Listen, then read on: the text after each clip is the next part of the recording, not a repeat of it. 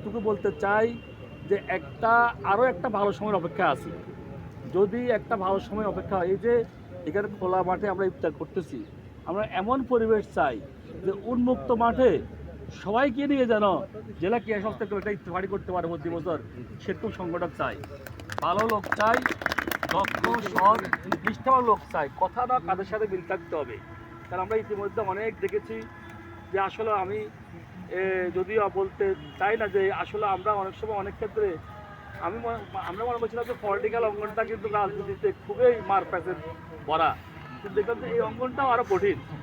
হ্যাঁ, যে ল্যাং মারামারি, মারপ্যাচের বাটা, এমন সিন্ডিকেট আছে, সিস্টেম আছে, নিয়ন্ত্রণ আছে, নিজস্ব আধিপত্য আছে, সব কিছু আছে। তারপরেও এই আপনাদের উদ্দেশ্যে শুধু এইটুকু বলবো, আবারও বলতেছি, সময় নষ্ট করবো না। আমি একজন বিশেষ করে আমি অনেক আগে থেকে আমার ওই যে বাড়ি দেখা যায় এখান থেকে যে আপনার